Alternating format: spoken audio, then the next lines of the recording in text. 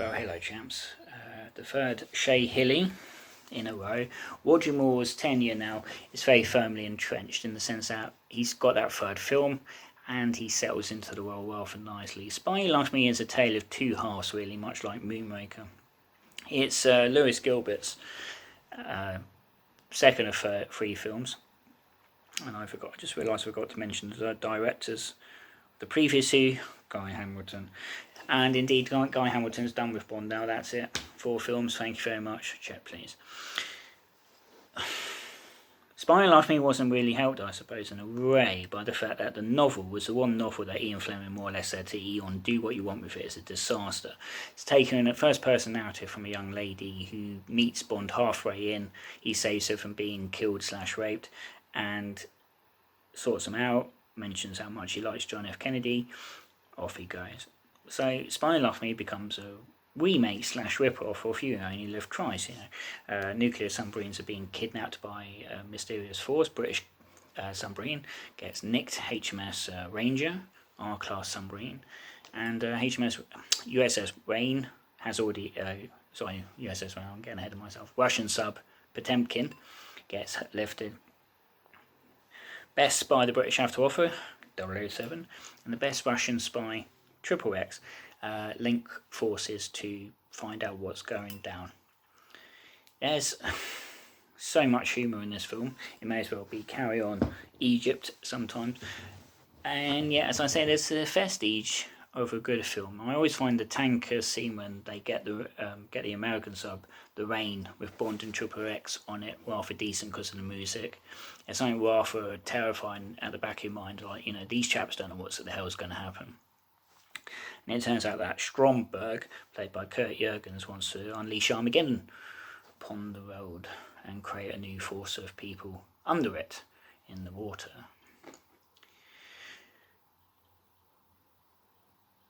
And then at the end, Bond rescues the girl. Royal Navy picks him up like you do. 2 hours on the nose.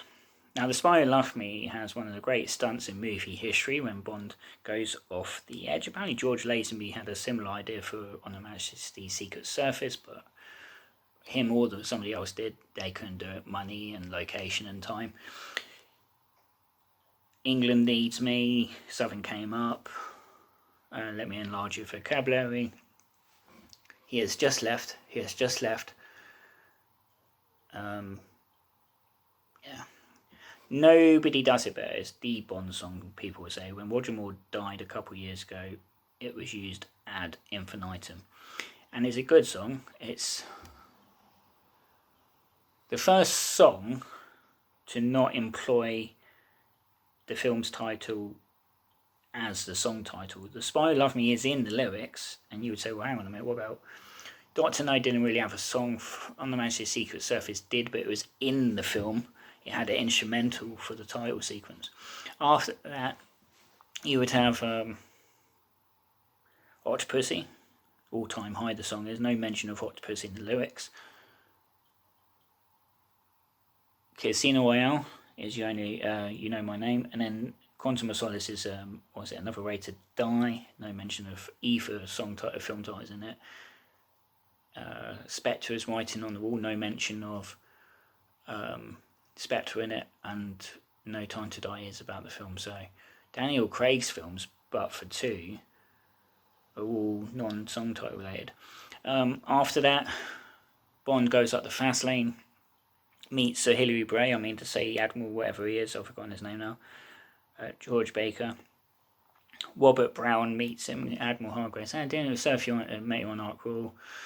Apparently, I like to think, like some people do, that Hargraves is M from Octopussy on. Possibly. Traditionally, the names meant to start with M. Like, apparently Judi Dench's M starts with an M somewhere in her name. Mallory from Skyfall. Sir Miles Mercifee was Bernard Lee. It's good to see Bond in naval uniform again, especially actually a functioning naval base like Fastlane was in those days. It still is, but it's not quite what it was. I think the Americans are moved, I don't know. But it was a nuclear submarine base. The locals were never happy that the Americans were using it as a submarine base. And indeed, in a nuclear war, Fastlane would have been targeted. But there were no winners in the nuclear war, still aren't.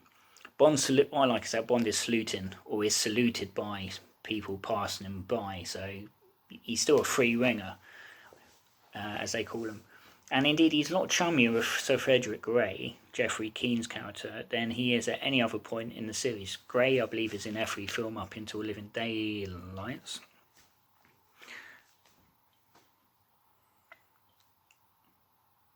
I think he is. No, I had to think about that. And indeed, Frederick Grey seems every other Bond film to be either cranky or cheerful, and in this film he's reasonably cheerful. It's a shame they didn't kind of keep the friendly dynamic between Bond and Sir Frederick, but there you go, you can't have everything.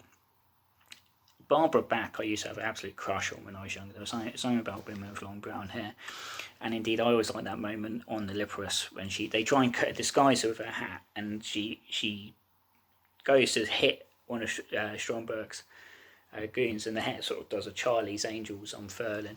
And indeed, the uniforms, I actually like the uniform Bond wears. I don't like in a Hello Sailor kind of thing, but I like how he's got this. He's wearing uniform on a ship, a boat, even if it's not a Royal Navy vessel. And he's got the commander braids, and I don't know what it's called, uniform. I know during the war it's a battle dress, but as far as I'm aware, the Navy never had that uniform for its officers. It's very similar though to what you see in war movies, what these chaps wore on destroyers and whatnot in the Atlantic and Baltic and Arctic Circle routes. It's probably a battle dress now that I've said that. And it proceeds at a pace compared to Man with the Golden Gun. Jaws is still an intimidating villain. It scared me witless as a kid. Barbara Bach's accent slips more times than her dress does in that film. Stromberg is just not a great villain. I don't find anything intimidating about him. I'm not really scared at his plot. Like Hugo Drax is more menace. He wants to drop stuff on top of the world. All right, Stromberg wants to use submarines for nuclear Armageddon, but there's no depth. There's no punch. I think the depth is a little bit.